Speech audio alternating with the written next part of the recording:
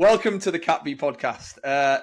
On this episode, we have the founder of the Combat Clipper Company, Teague Young. Welcome, Teague. Hi guys, how are you? Very well. Happy to be alive, mate. Happy to be alive. Honoured to have you on. Thank you very much. Honoured to be here. I'm glad to reach out. Teague, you're still serving. You're with 2 Royal Anglian, the Poachers. Yep, that's right. Yeah. And a business owner. We're excited to hear your story, mate. We are really looking forward to it. You're the youngest / newest business we've had on the podcast. So we're excited to see what lessons you've learned. I won't tell everyone my age then. Yeah, I didn't want to talk about your age, mate. I didn't want to ruin that, you know. So that said, then you're obviously still serving. Yes, I am. You're with the Anglian. So can you just give us like a highlight of your military career so far? So my highlight. So I would say deploying to Mali. That was my second operational tour. I did Afghan. So I joined in 2008. Straight out of school at 16, and I deployed to Afghan when I was 19 on Herrick 16, I think it was. Did the tour of Afghan, but I generally enjoyed my 7-month tour in Mali more in Op Nukem 1, which was the very first tour the UK did out there. But driving around the desert there, it wasn't kinetic like Afghan was, but just being out in the deserts, seeing the villagers, helping out there where we could. I got more of a sense of achievement doing that than I did Afghan. Yeah.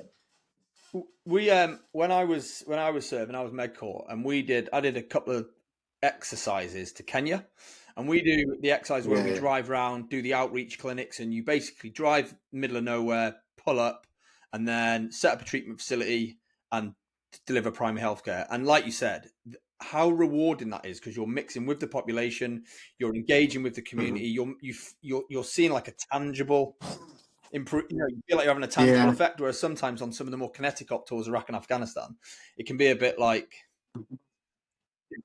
I saw a lot more stuff in Mali than I did on Herrick. So like things that you wouldn't even believe. But like I said, I absolutely loved it. Mega. I'd go again. If I got the chance to go again, I'd happily go again. If I could pause the business and it wouldn't suffer, I'd go again. So, about the business then, right? So your business, Combat Clipper Company, as I mentioned in the intro, you are the newest business, coming just over 6 months old. Where did 6 months? Yeah, we started in June, so 6 months. Yeah. Where did the idea come from? It? Because I think we've had a conversation before, and the timing couldn't be better from a military point of view. Now that the Army, as well as the Navy, RAF, can grow beards. Yeah, I was quite lucky, really. So I know loads of people that say, "Oh, I want to start a business," and I was the same. I've got friends, other veteran brands that have got successful businesses going, and I look at them in awe and was like, "How do I do that?" But it's just about having the right idea. And then the beard policy changed in April. I've actually had a beard for about 5-6 years, so I've spent countless amount of money on multiple beard products. I know what I like, I know what I don't like. And then when the policy changed, it was about a week after I was in the Scoff House, sat with a mate, and I was like, I want to do a business. And we were looking around, everyone's starting to get a beard. He was like, why don't you do something with beards? And I was like, boom, a literal light bulb moment. That was it. That's all I could then think about. And I went to the gym the next morning. I go to a civvy gym before I go to work every morning. And there's 4 lads in there, all got their own businesses anyway.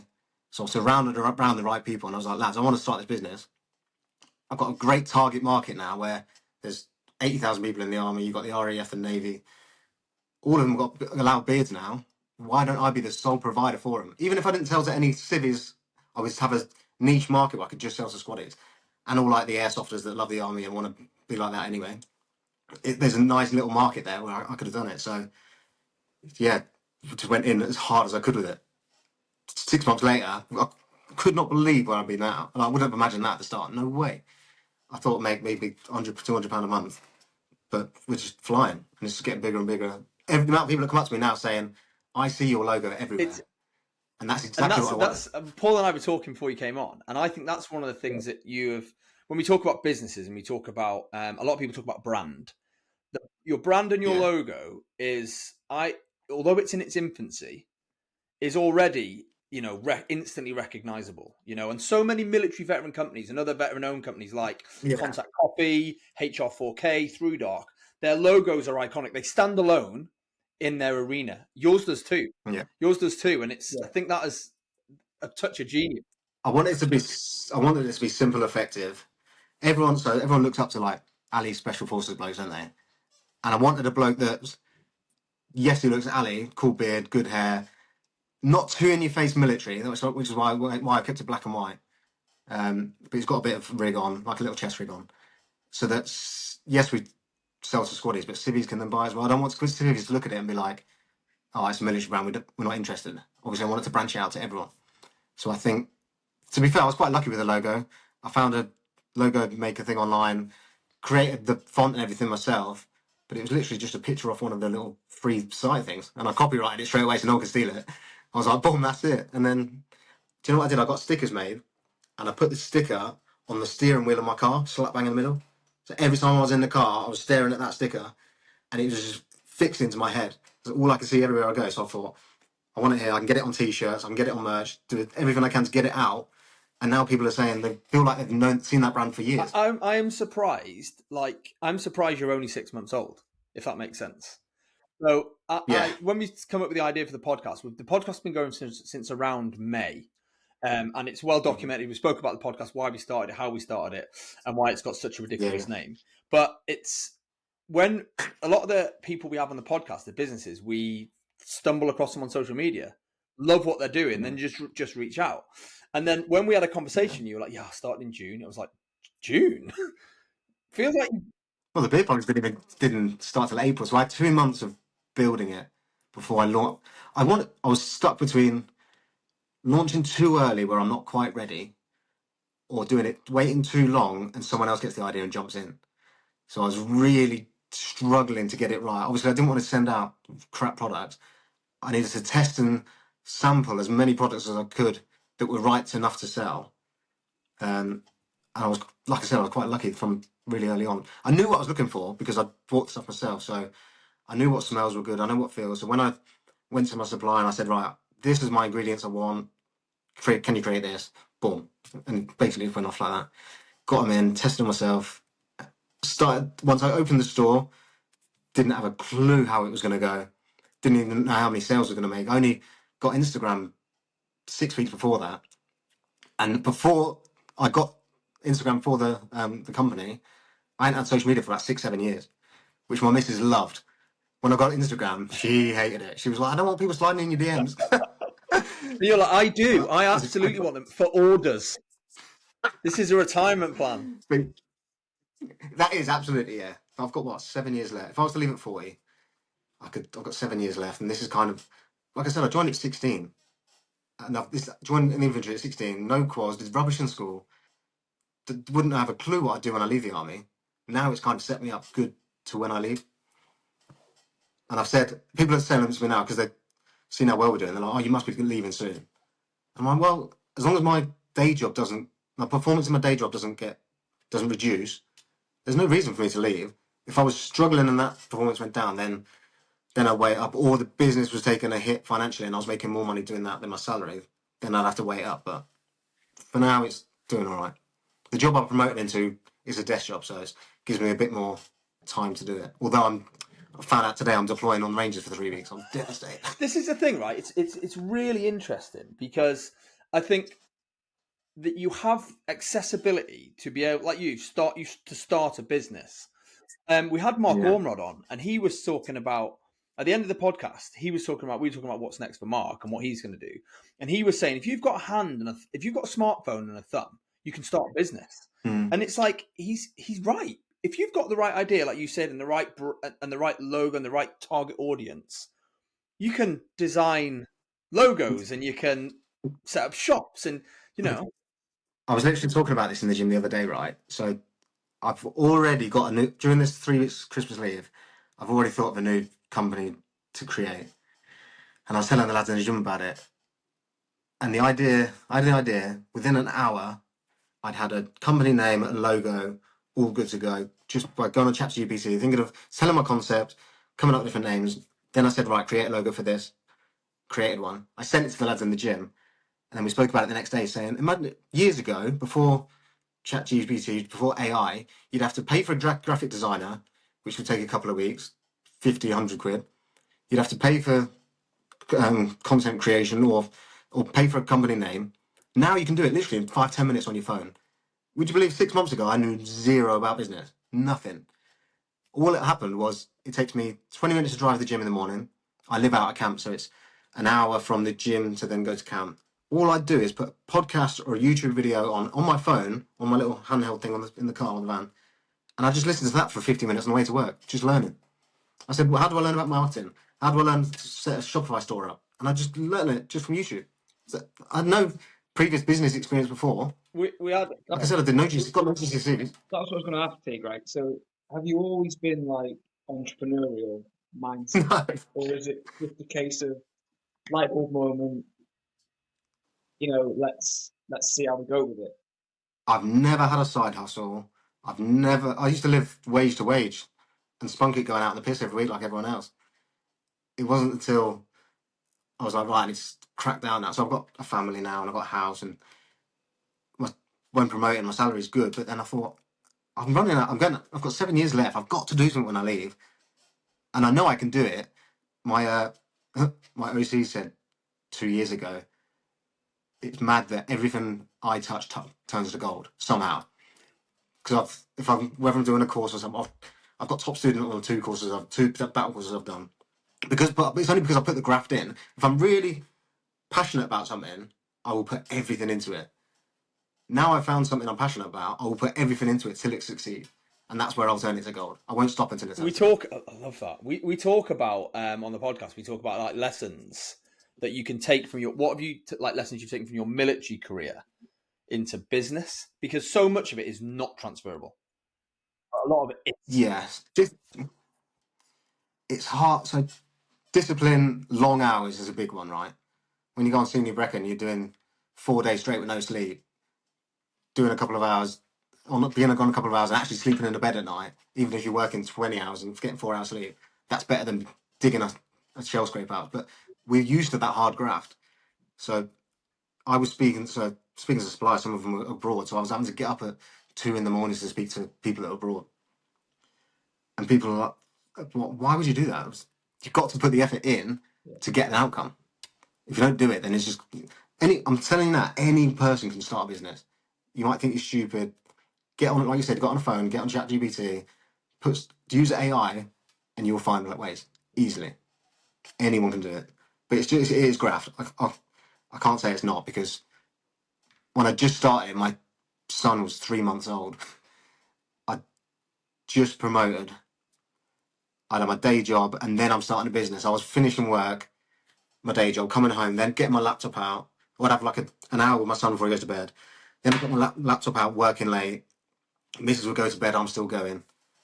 So it is genuine, like proper graft, but put the effort Paul in, asked it a works. really good question about whether you were like a natural entrepreneur. We had Jack Wiles on from Rugby Buckets, and he's a thoroughbred entrepreneur, a thoroughbred. And he similar to you in the sense that he had an idea for a business, went all in, and he's reaping rewards. And what I love, I come from a working background. Before I joined the army, I used to work in a restaurant at like 14, washing dishes and then serving plates. And I've worked in like cutting grass for people. I've worked in a greenhouse, putting things in plants. So I've worked hard, but I've never had my own selling like side hustle. I think that work ethic is, it's obvious, it's evident. And it's even on your social media. I think was it like 2 days before Christmas, I saw you printing labels and doing stuff. And as just so I was saying there, it's so we had Jack Wiles on for Rugby Buckets. He's a fellow veteran who's a fellow business owner. And you reached out to him. Yeah, I did, yeah. So I randomly come across his page, and I didn't realise he was in the army at first, or I didn't realise he was in the military, sorry. And I was just laughing at his videos, and I was like, this is such a brilliant concept. And then I saw a video of him on the ranges, and then with like MTV trousers on. I thought, wait a minute, what's going on here? So when I started digging in deeper, I noticed he was in the army. So I was messaging him saying, hi mate, just come across your page. I've just started my own business, and I've got to admit, you're a true inspiration. I just want to say thanks. I don't want anything. I just want to say thank you. He replied within 10 minutes saying, mate, really appreciate that. If you need any help, here's my number. Boom. So I was like, don't want to take the piss here, but I've actually got troubles with shipping abroad or doing all my shipping side of it. Can you help? He was like, FaceTime me. So he FaceTime me, and he literally showed me on FaceTime. I've never spoken to him, never met before. We chatted for like 5-10 minutes, got on straight away, spoke about a little bit about his career, spoke about mine, and he was like, what do you need? I was like, yeah, I'm struggling with the shipping side. And he literally walked me through it right then and there. Stopped everything he was doing, middle of the morning, just to show me the. And that's the beauty behind veteran brands. There's a few other veteran brands, I won't say names because I might not want me to call them out, but along the way, I've been speaking to these veteran brands and they're so supportive. Like that community is so good.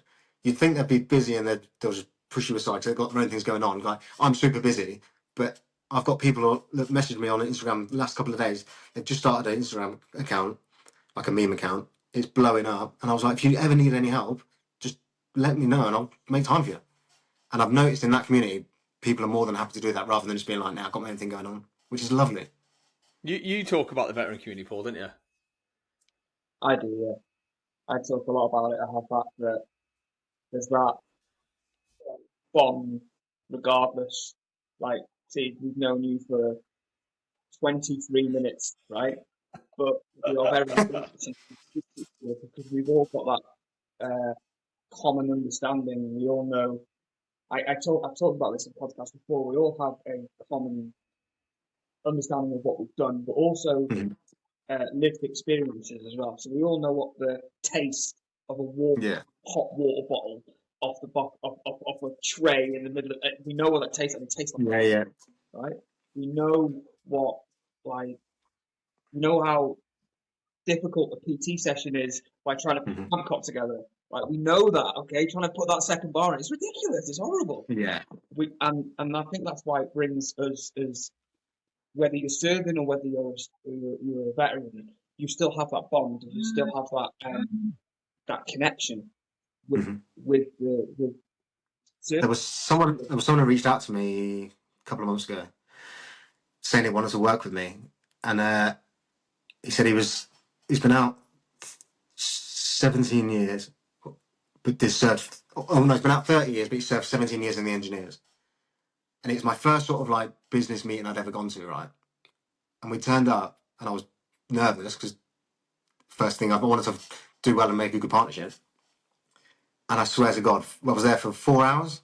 For 3.5 hours of it, we were just spinning dicks, just talking about army stuff. There was only about 30 minutes actual business talk, and that 30 minutes was successful. But we were just chatting shit, like talking about all the stories, what it was like back in his day, what it is like now. Like you wouldn't believe what people are like now, and it was just an instant bond. But as soon as I walked through the door, it was crazy. Even I was shitting myself thinking it was a big business meeting because he's got this very successful company and he was going to help me out massively. But I just felt at ease straight away, and because he was a veteran, we've got that mutual rapport straight away. I think it's huge. And I love that. I think in business it's for us from the podcast. This is like I think this is our 20th episode we've recorded, and some of the veterans and people who have served, we know them. We've served with them. We've been on deployment with them, and then they've gone on to leave and set businesses. But the majority that at the beginning, that was the majority. It was like we'll ask mates if they can come on the podcast just because we think it's going to be shit. We don't know what we're doing.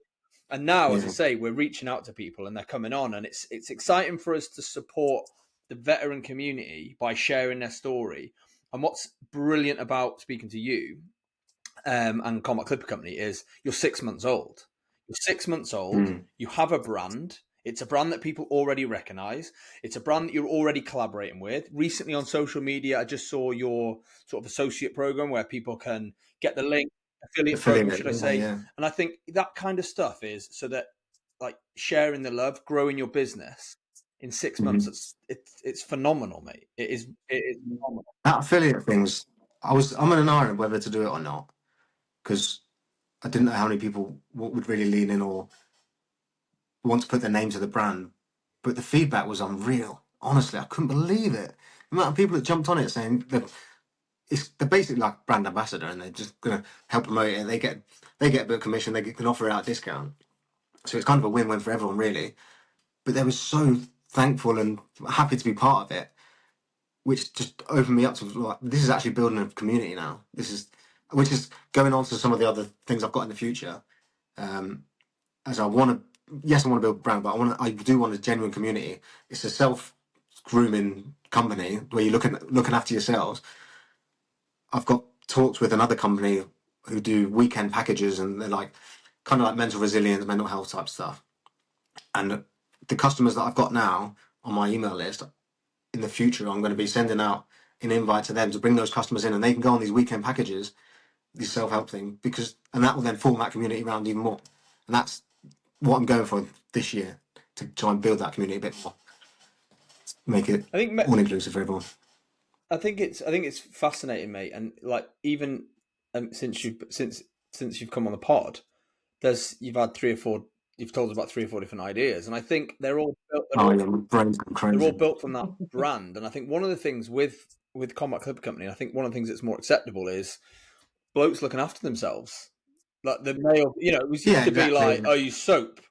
I use soap, and I have a bath on a Sunday. I was the middle child, by the way, so I never had the first bath. That's what I'm saying. I'm not quite over it yet. But nowadays it's like to have a grooming brand when it's a market which there's plenty of grooming brands out there in Yeah, supermarkets. oh, it's But thousands. Yeah, with the fact that with good brand in social media, and it's a great product. I don't know if everyone's noticed if you're watching this, but I've got a fabulous beard. I have signed up for the it is I a have signed up for the fantastic affiliate bit. program, and I do use the product. Paul, don't be jealous, mate. Don't be jealous. I'm just because that's like 3 days ago. This is like 16 It's years ago. That's about a week because I changed it the other day. It's too many. It's ridiculous. like, joking aside, your products, and it's not just cool, edgy branding. They're brilliant. I with all the people who come on the podcast, we use their products. We use them, and we don't say send us freebies. None of that, because Yeah, you're a yeah, veteran, mate. We don't even ask for fucking discount. But it's like it's important, and they're on point, mate. It works. It's affordable. And one thing I will sort of mention to blow smoke, and I did leave a review, by the way. But the speed of service, considering yeah. 24 this is hours to not try and drop do it. Yeah, shipping. This before 4 isn't o'clock. like I go on assist and then someone sends it me from somewhere else. This is you packaging these up, sending them out, and the quality of service is banging, mate. Yeah, customer service for me is a massive thing, right? And near when I was maybe a couple of months in, I was getting thrillers because every Sunday, right, I've got a pack. So I put in, when you open the package, you get your little coffee bag for free. You get some stickers, some patches, a thank you card, and all this stuff. And I put them in every single order, so I have to make them behind. I have to cut down all the stickers, make all the thing. And every Sunday, I make up these little packs. And I was getting my missus to help me, right? And she was just chucking them in these bags. Yeah, that's it. So she was just chucking them in the bags. And I was like, no, no, no.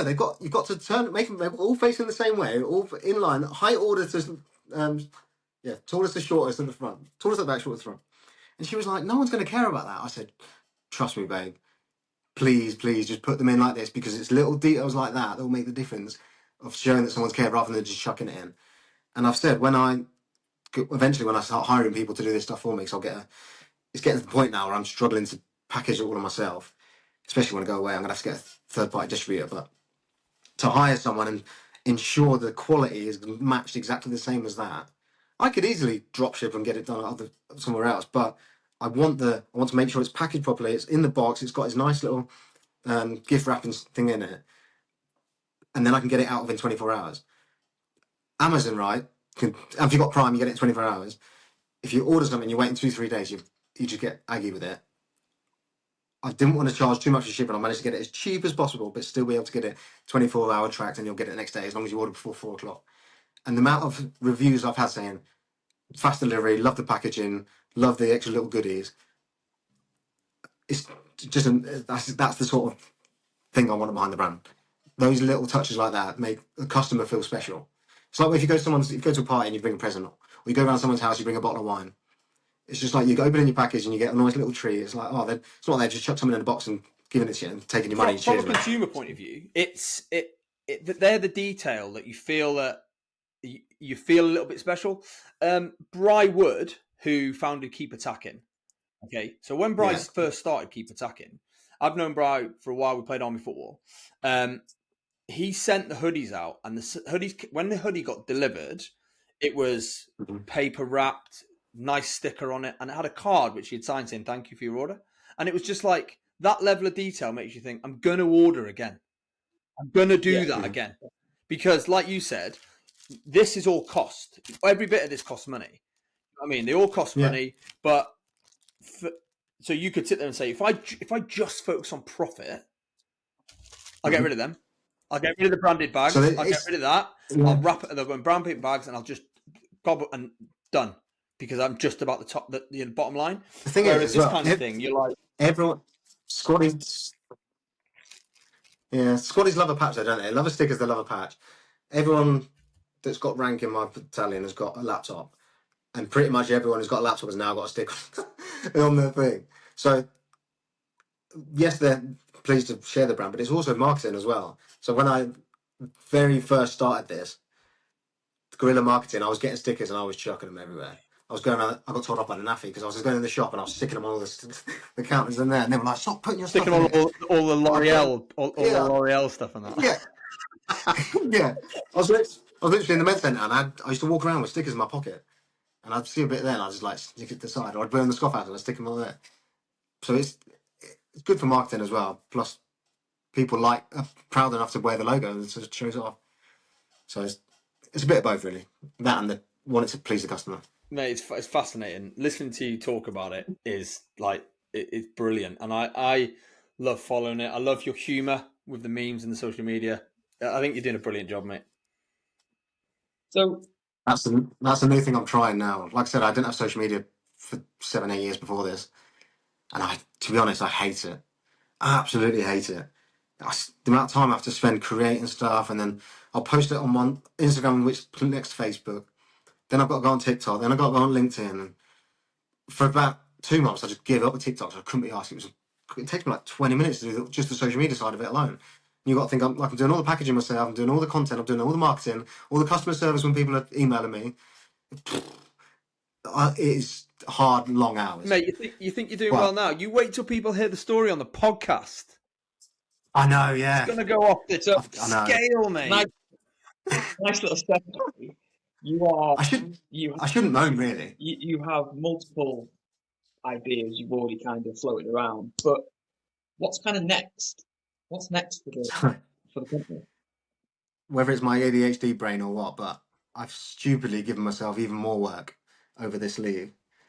And again, we were talking in the gym with the lads there, and I've gone from zero knowledge in business to, I'm not saying I'm big and successful now, but I've got something sustainable now.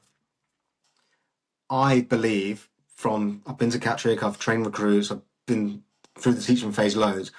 I feel I can create a digital product and teach people that are interested in starting a business. Might not have I can't give them the idea of how to do it, of what the product's going to be, but I can give them the concept of what I did.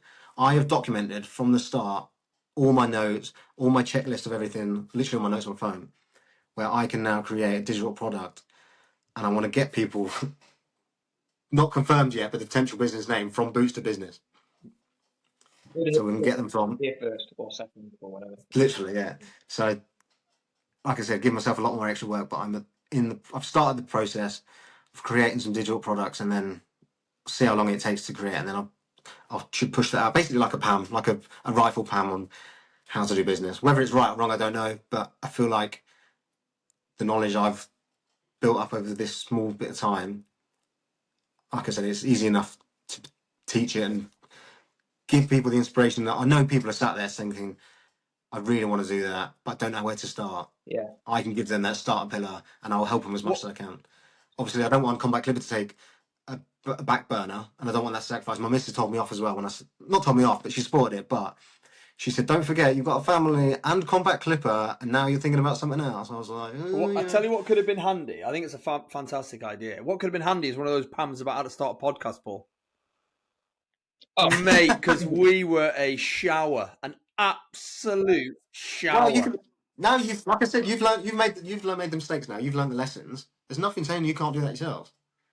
You've got all the ideas. You can do it on the podcast while you're doing it. Here's one. It's just a quick one.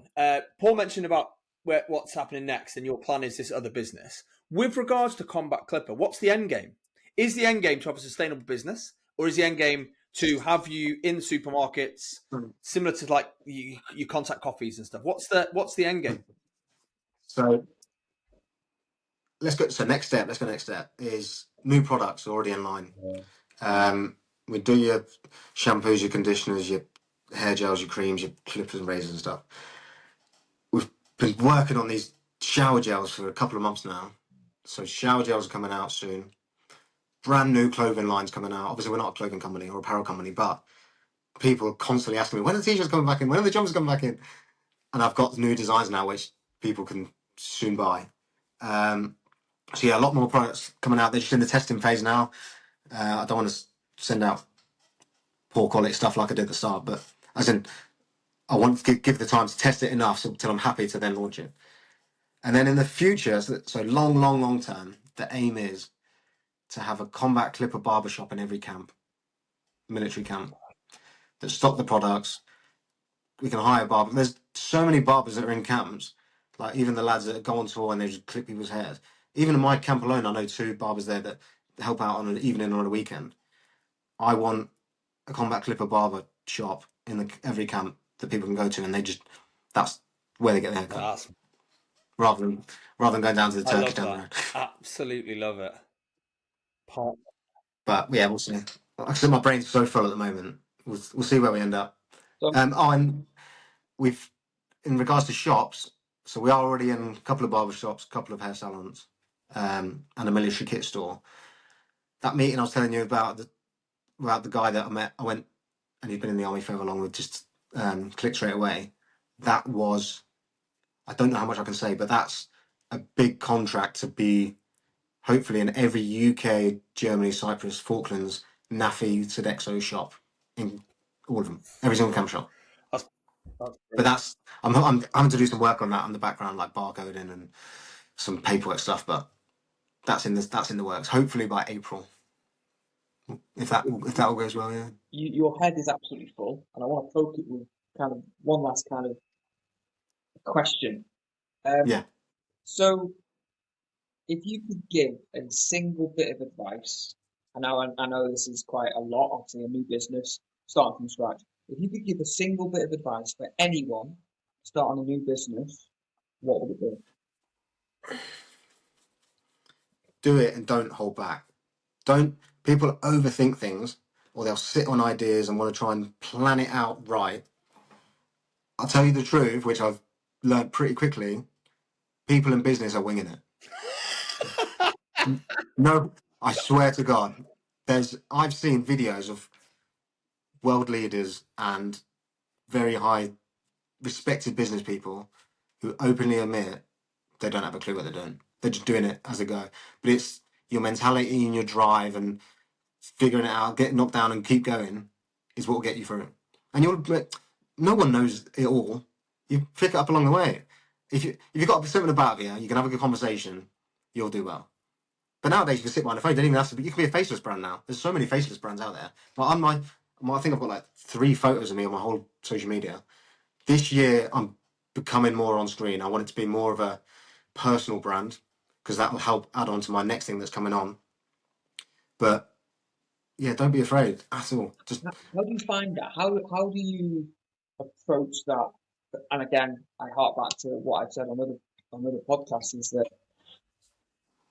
as a military community, we're very bad about promoting ourselves, self-promoting ourselves.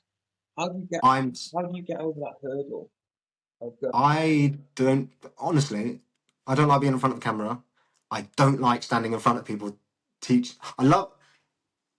It's weird. I love hate it, and I get really nervous, and I feel like I'm overthinking things. But always at the end of it, I'm like, I fucking love that. Yeah. Or I'd get a review or an inval or someone marking me watching my lesson, and I in my head thinking, oh, this is shit. I'm constantly thinking about what's going on over there, and they'll be like, it was fine. It's never as bad as you think ever. And if you make a mistake, make a mistake. Yeah. Just don't do it again. If you do it again, so what? No one's going to die. No one's going to get hurt. You just go with it, and you just roll with the punches. People will help you out, especially in the veteran space. People will help you out. There's always someone to go to, and if they don't help you out, fuck them. There's someone else that can help you. Teague, it has been fascinating. It has been an absolute. I can't believe that we're 40 minutes in, and just to basically close off by saying thank you so much for giving up your time. You're Thank a you for busy that. man. You're still serving. You've got a young family. You've got an incredible business. One incredible business. Like I said, I go on the Rangers next week for 3 weeks. I'm devastated. Luckily, I just bought a van. I've got product with me. I'm gonna have to take it with me. Somehow find some time to get down to the post office so I can still. I've got visions of the van, big branding on it. I keep talking about this van. I probably shouldn't so much. I hope someone doesn't break into it. But as in, there's not loads in the van. But it's literally like a mobile shop at the moment. It's going to be for the next few weeks. But yeah, look, I'm lucky that my Italians support me loads. Like, really, they could have easily been like, "Well, you haven't got time for that. You've got a normal job." But generally, they've been really good, and I know other communities have been really good. Like seeing Steve on your podcast the other day. He's an RQMS in his unit. Still got the time to do stuff. So if you make the time, if you want to do it, you can do it. Anyone can do it. Go for it. Brilliant. Get yourself financially free. Thank you so much, Teague. Thank you very much, boys. Mate. All the best. Thank you, mate. See you later.